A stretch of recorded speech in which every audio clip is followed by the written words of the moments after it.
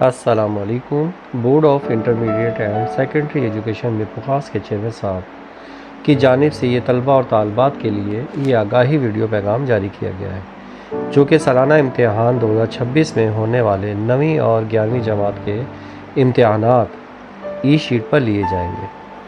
तो आइए हम समझते हैं ई शीट क्या है। जी, ये है हमारी ई शीट का टाइटल पेज, जो कि क्लियरली समझ में भी आ रहा है कि पार्टिकुलर्स लिखे जाएंगे और सीट नंबर्स इसमें मेंशन किया जाएगा और बबल्स को फिल किया जाएगा। सीट नंबर किस तरह से लिखना है, किस तरह से बबल्स को फिल करना है, ये हम आपको आगे चल के गाइड करते हैं। सबसे पहले हम अपने ई शीट का जायज़ा लेते हैं। ई शीट क्या है? ये टाइटल पेज है। टाइटल पेज के बैक साइड पर इंपॉर्टेंट इंस्ट्रक्शंस, अहम हिदायत दी गई हैं, उर्दू और इंग्लिश दोनों में मेंशन है, ताकि आप उसको अंडरस्टैंड कर सकें, समझ सकें। नेक्स्ट पेज आता है सेक्शन ए। सेक्शन ए में क्लियरली आप देख रहे हैं कि ये है MCQs का जो है आंसर शीट है, OMR शीट फॉर MCQs, जिसमें आपको मल्टीपल चॉइस दी गई है, उसको बबल के ज़रिए फिल करना है। इसे भी हम आगे चल के इसी वीडियो के अंदर समझेंगे। तो ई शीट का नेक्स्ट इसी MCQs पेपर के बैक साइड पर नॉट फॉर यूज़ मेंशन है, मीन्स इसे में इस जगह पर आपने कुछ भी नहीं लिखना। देन क्वेश्चन नंबर आपके 2, 3 शुरू होते हैं, यानी कि शॉर्ट क्वेश्चंस। शॉर्ट क्वेश्चंस का सिलसिला जो आपका हिस्सा आएगा वो 2 हिस्सों, एक पेज पे 2 क्वेश्चंस करने होंगे। जितनी जगह दी गई है उतनी ही जगह पर आपने सवाल का जवाब लिखना है, यानी कि डिमांड ऑफ क्वेश्चंस को पूरा करना है। ना कि आपने लंबी लंबी रंग बिरंगे मार्कर से हेडिंग देनी है, ना ही आपने बड़ी बड़ी 2 या 3 लाइनों में हेडिंग्स देनी है। बेटा बहुत ज़्यादा कोशिश करनी है आप लोगों ने कि सिर्फ़ और सिर्फ एक सिंगल लाइन की हेडिंग देनी है इसमें, और ब्लैक से हेडिंग दे रहे हैं तो ब्लू से आप तहरीर करेंगे आंसर, ब्लू से हेडिंग दे रहे हैं तो ब्लैक से आंसर तहरीर करेंगे। बस इससे ज़्यादा आपने रंग बिरंगे मार्कर्स का इस्तेमाल तो शीट पर बिल्कुल भी नहीं करना, बल्कि इम्तिहान के दौरान आपने ना ही मार्कर्स का इस्तेमाल करना है और ना ही आपने एक्स्ट्रा लाइनें इस पेज पर खींचनी है। तो देख सकते हैं आप 2, 3, 4, 5, 6, 7, इस तरह से ये 8 क्वेश्चन जो सेक्शन बी में है, शॉर्ट क्वेश्चन दिए जाएंगे, जो आपने दिए गए स्पेस पर फिल करने हैं। जी, अब हम आते हैं सेक्शन सी की तरफ। Section C belong to long questions. Long questions के लिए हमने तमाम कैंडिडेट्स को, यानी कि ई शीट का पैटर्न इस तरीके से बनाया गया है कि लॉन्ग क्वेश्चंस के लिए 2 पेज दिए गए हैं। Question number 10, 1 of 2 and 2 of 2, यानी कि 2 पेज पर मुश्तमिल होगा। इसी स्पेस के अंदर आपने अपना लॉन्ग क्वेश्चंस फिल करना है, जो कि 10 से 11, 12 और 13, यानी कि कंप्लीट आपको 4 लॉन्ग क्वेश्चंस दिए जाएंगे, जो 2 पेज 2 शीट पर मुश्तमिल होंगे। जो हिस्सा दिया गया है किसी हिस्से में लिखना है, रंग बिरंगे मार्कर्स, कलर्स का इस्तेमाल नहीं करना, एक लाइन में हेडिंग देनी है, ज़्यादा बड़ी बड़ी हेडिंग्स नहीं देनी। और सबसे लास्ट में रफ़ पेज आप इस्तेमाल कर सकते हैं किसी भी इक्वेशंस के लिए। अगर मैथ का पेपर है तो मैथ के इक्वेशंस के लिए, फिज़िक्स, केमिस्ट्री वगैरह के फार्मूले के लिए आप इसको यूज़ करते हैं, लेकिन फॉर रफ़ यूज़ होगा। तो ये है आपकी ई शीट। जी, तो तलबा और तालबात, अब हम टाइटल पेज को फिल करने का तरीकाकार समझते हैं। पार्टिकुलर्स लिखने के बाद सीट नंबर किस तरह से फिल किया जाएगा, आइए हम समझते हैं।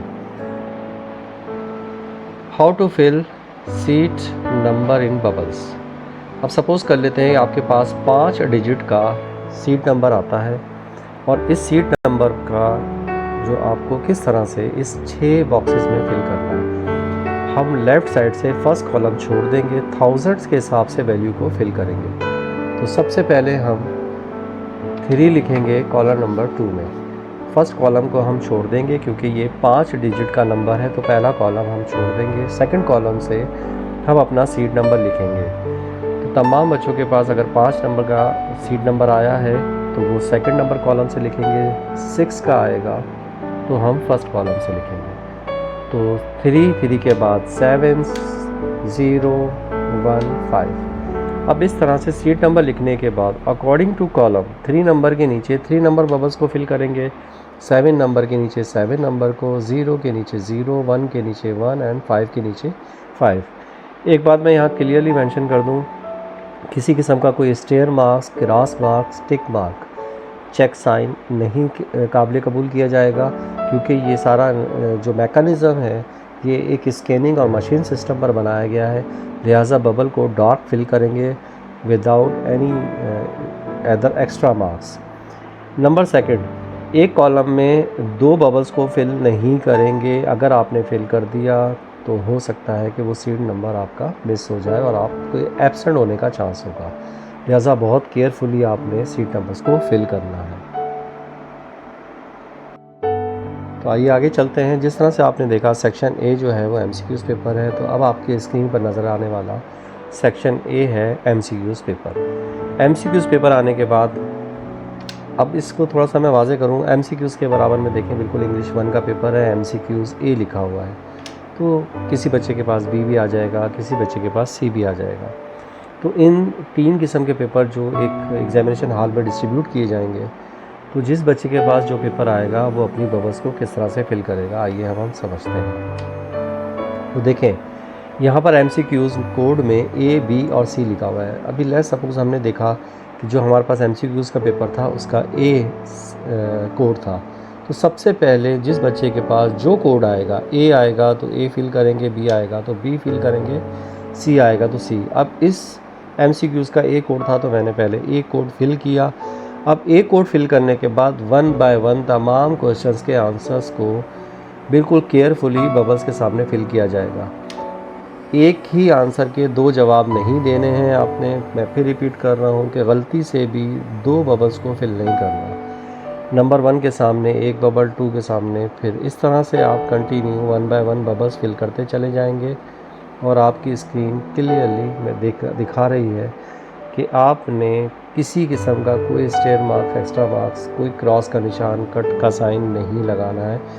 डार्कली बबल को बॉल पॉइंट की मदद से फिल करना है। और यहाँ पर भी मैं फिल करता हुआ बताता चलूँ कि कोशिश करनी है कि आपने पॉइंटर का बबल फिल करते हुए इस्तेमाल नहीं करना, ना ही ग्लिटर पेन का इस्तेमाल करना है, सिर्फ़ और सिर्फ बॉल पॉइंट का इस्तेमाल करना है बबल्स को फिल करते हुए।